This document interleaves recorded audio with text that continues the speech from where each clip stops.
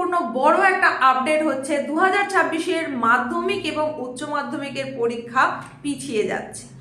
এই যে সম্ভাবনা একটা তৈরি হয়েছে, এই সম্ভাবনাটা কেন তৈরি হলো, আদৌ কি সত্যিই পিছোচ্ছে নাকি পিছোচ্ছে না, সেই সম্পর্কে বিস্তারিত আপডেট থাকছে ছোট্ট এই উপস্থাপনার মধ্যে।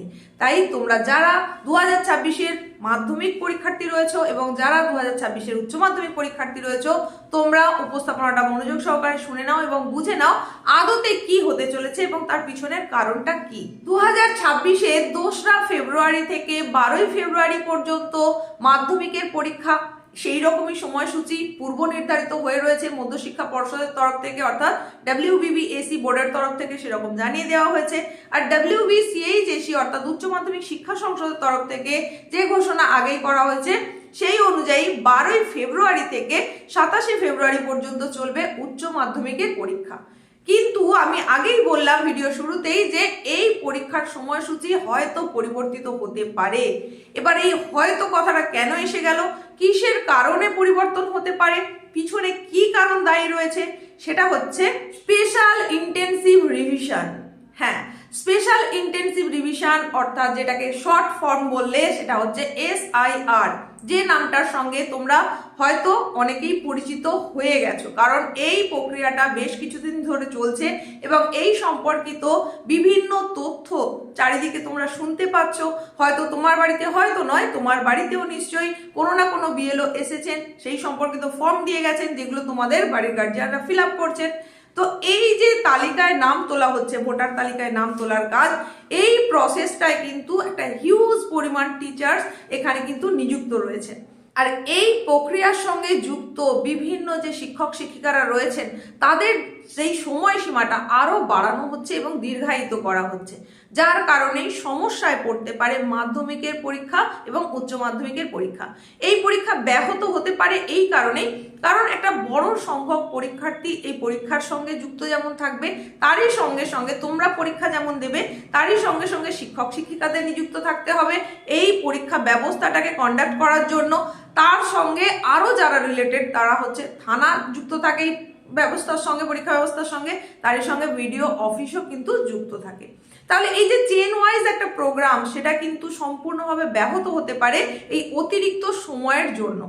যারা BLO ডিউটি পেয়েছে তাদের জন্য আরো সময় বাড়ানো হচ্ছে এবং সেই সময়টা কোন পর্যন্ত থাকছে, এটা হচ্ছে SIR এর যে চূড়ান্ত তালিকা প্রকাশ সেই সময় পর্যন্ত। সেই সময়টা কোন সময়, সেটা হচ্ছে 2026-এর 14ই ফেব্রুয়ারি, যতদিনে কিনা মাধ্যমিকের পুরো পরীক্ষাটাই শেষ হয়ে যাওয়ার কথা। কারণ পরীক্ষা 2রা ফেব্রুয়ারি থেকে 12ই ফেব্রুয়ারি পর্যন্ত, তো চূড়ান্ত তালিকা প্রকাশ করা হবে 14ই ফেব্রুয়ারি। তাহলে তার মধ্যেই কিন্তু মাধ্যমিক পরীক্ষা শেষ, শুরুও হয়ে যাবে উচ্চ মাধ্যমিকের পরীক্ষা। আর এত বড় সংখ্যক শিক্ষক শিক্ষিকা যারা SIR এর কাজে নিযুক্ত রয়েছে, সেই শিক্ষক শিক্ষিকাদেরকে যদি পরীক্ষার কাজে ব্যবহার না করা যায় তাহলে কিন্তু এত বড় পরীক্ষা ব্যবস্থা পরিচালনা করতে গেলে সমস্যাই হবে।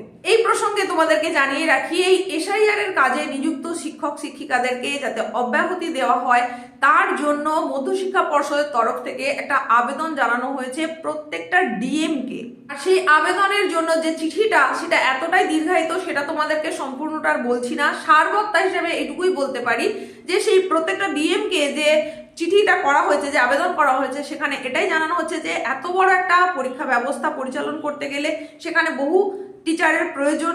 যে সমস্ত শিক্ষক শিক্ষিকাদের অনেকেই কিন্তু BLOর কাজে নিযুক্ত রয়েছে, সেখানে সমস্যা তৈরি হতে পারে।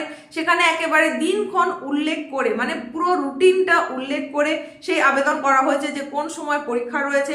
সেই সময়ের মধ্যে যদি এত সংখ্যক শিক্ষক শিক্ষিকা না থাকেন তাহলে কিন্তু পরীক্ষা ব্যবস্থা পরিচালনা করতে গেলে সমস্যা হতে পারে। কারণ এইবারে হিউজ সংখ্যক একটা পরীক্ষার্থী তো তোমরা পরীক্ষা দিচ্ছ মাধ্যমিকের ক্ষেত্রে, সেই পরিসংখ্যানটা তোমাদের একটু জানিয়ে দিই। 2026-এর মাধ্যমিক পরীক্ষা দিতে চলেছে যে সংখ্যাটা, সেটা হচ্ছে 10,79,897 জন, মানে এতজন হচ্ছে রেজিস্ট্রেশন করেছে। তো এই রেজিস্ট্রেশন করা পরীক্ষার্থীর সংখ্যাটা তাহলে বলে দিলাম প্রায় 11 লক্ষের কাছাকাছি বলা যেতে পারে। আর সেখানে সেন্টারের সংখ্যা হচ্ছে 2682টা। তাহলে এতগুলো সেন্টারে এতজন পরীক্ষার্থী যে পরীক্ষা দেবে, সেই সেন্টারগুলোকে ঠিকঠাকভাবে করতে গেলে, রেডি করতে গেলে কিন্তু অনেক সংখ্যক টিচারের যেমন প্রয়োজন, তেমনি থানার দরকার রয়েছে, তেমনি তার সঙ্গে সঙ্গে কিন্তু সংশ্লিষ্ট বিডিও অফিসও যুক্ত থাকবে।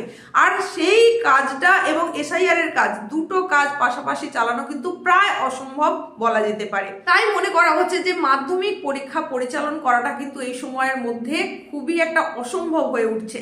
আর সেই কারণেই এই কথাটা উঠছে যে তাহলে কি পিছিয়ে যাচ্ছে মাধ্যমিকের পরীক্ষা? 14ই ফেব্রুয়ারি যেহেতু এসআইআর এর চূড়ান্ত তালিকা প্রকাশ হবে, তাহলে তারপরে কি মাধ্যমিকের পরীক্ষা হতে চলেছে? এই বিষয়ে সঠিক এবং সবিস্তারে তথ্য তখনই দিতে পারবো যখন মধ্যশিক্ষা পর্ষদের তরফ থেকে এই সম্পর্কিত কোনো তথ্য উঠে আসবে বা নোটিফিকেশন জারি হবে। এখনো পর্যন্ত যেটুকু আপডেট এসেছে সেটুকুই তোমাদের জানিয়ে দিলাম। উচ্চ মাধ্যমিক শিক্ষা সংসদের তরফ থেকেও কিন্তু এই ধরনেরই কোনো পদক্ষেপ নেওয়ার চিন্তা ভাবনা করা হচ্ছে, কিন্তু ওই যে বললাম নোটিফিকেশন জারি না হওয়া পর্যন্ত তোমাদেরকে একেবারে শিওর হয়ে বলা সম্ভব হচ্ছে না, তবে একটা সম্ভাবনা কিন্তু তৈরি হচ্ছেই। আর তোমরা যারা এখন চূড়ান্ত প্রস্তুতির মধ্যে রয়েছে, বিশেষ করে মাধ্যমিকের ক্ষেত্রে যেহেতু তোমাদের পরীক্ষাটা আরো আগে শুরু হচ্ছে, এই চূড়ান্ত প্রস্তুতির মধ্যে তোমাদের যাদের প্রস্তুতি প্রায় কমপ্লিট তারা ভাবছো যে এটা যাতে না পিছিয়ে যায়, কিন্তু যাদের হয়তো এখনো অনেকটা বাকি রয়ে গেছে, সিলেবাস কমপ্লিট বলো বা রিভিশন বলো বা মক টেস্ট বলো, তারা ভাবছো একটু পিছিয়ে গেলে ভালোই হয়। কিন্তু এত বড় একটা পরীক্ষা, সেটা তার যখন মানসিক প্রস্তুতি তোমরা নিয়ে ফেলেছো, সেটা পিছিয়ে গেলে কিন্তু তোমাদের জন্য কোনোভাবেই ভালো হবে না।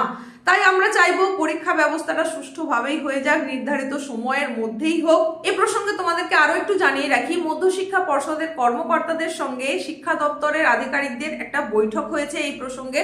সেটা হচ্ছে কোন দিন হয়েছে? সেটা 16ই ডিসেম্বর হয়েছে। এবং সেখান থেকেই একজন কর্মকর্তা তিনি জানাচ্ছেন, একজন আধিকারিক জানাচ্ছেন যে এই ব্যবস্থাপনাটা যাতে সুষ্ঠুভাবে পরিচালনা করা হয় সেদিকে যেমন নজর দেওয়া হবে, তেমনি নির্বাচন কমিশনের সঙ্গে কোনো রকম সংঘর্ষ যাতে না হয়, কোনো রকম সংঘর্ষে লিপ্ত না হয়ে একটা কোনো সিদ্ধান্তে আসার প্রয়োজন রয়েছে বলে তিনি জানিয়েছেন। এইবার কি সেই সিদ্ধান্ত হয় সেটাই কিন্তু দেখার। এইবার তোমরা যাতে বুঝতে পারো যে এটা সত্যি একটা বড় সমস্যা, তার জন্য তোমাদেরকে আরো একটু চিত্র তুলে ধরি। মাধ্যমিকের পরিসংখ্যানটা তো বললাম, কতজন রেজিস্ট্রেশন করেছে, কতগুলো সেন্টারে পরীক্ষা হবে। এইবার বলি এই পরীক্ষার সঙ্গে যে যুক্ত ইনভিজিলেটরের সংখ্যাটা কত হয়, সেটা হচ্ছে 1 লক্ষ। প্রায় 1 লক্ষ ইনভিজিলেটর কিন্তু এই পরীক্ষা ব্যবস্থার সঙ্গে যুক্ত থাকবে। আর এই মাধ্যমিকের পরীক্ষায় পরীক্ষক হিসেবে যুক্ত থাকবেন 55,000 টিচার। তারই সঙ্গে সঙ্গে একটু উচ্চ মাধ্যমিকের পরিসংখ্যানটা বলি। উচ্চ মাধ্যমিকের জন্য পরীক্ষার্থীর সংখ্যা প্রায় 6 লক্ষ। এটা হলো মাধ্যমিক এবং উচ্চ মাধ্যমিকের পরীক্ষার কথা বললাম। এবার এই উচ্চ মাধ্যমিকের পরীক্ষা চলাকালীনই কিন্তু একাদশের অর্থাৎ ক্লাস 11-এর সেকেন্ড সেমিস্টার সেই পরীক্ষাটাও চলবে। সেখানে পরীক্ষার্থীর সংখ্যা হচ্ছে প্রায় 6.5 লক্ষ। আর এই যে স্পেশাল ইন্টেন্সিভ রিভিশন বা বিশেষ নিবিড় সংশোধন তালিকার যে কাজ, ভোটার তালিকার যে কাজ, সেই কাজে নিযুক্ত যে বিএলওরা তারা ভেবেছিলেন কি 15ই ডিসেম্বর তারা আবার স্কুলে ফিরতে পারবেন এবং স্কুলের কাজে নিজেদেরকে নিয়োজিত করতে পারবেন, কারণ পূর্ব ঘোষণা অনুযায়ী সেরকমই ছিল। কিন্তু বর্তমানে দেখা যাচ্ছে যে সেটাকে আরো এক্সটেন্ড করা হচ্ছে এবং সেটা একদম 2026-এর 14ই ফেব্রুয়ারি পর্যন্ত এক্সটেন্ড করা হচ্ছে। তাহলে এই যে লং সময়টা, এই সময়ের মধ্যে কতগুলো কাজ ব্যাহত হতে পারে। এখন যেটা একদম সামনেই রয়েছে সেটা হচ্ছে তৃতীয় পার্বিক মূল্যায়ন বা থার্ড সামেটিভ ইভালুয়েশন, তার একদম পূর্ণ মূল্যায়ন বাকি। তার নিরিখে নতুন ক্লাসে ওঠার ব্যাপার রয়েছে, সেখানে যে মার্কশিট বানানোর কাজ, নতুন ক্লাসে স্টুডেন্টদের অ্যাডমিশনের কাজ, এই সমস্ত ক্ষেত্রে কিন্তু একটা অনেক রকমের সমস্যা তৈরি হচ্ছে। সেটা আরো বেশি বড় হচ্ছে কেন?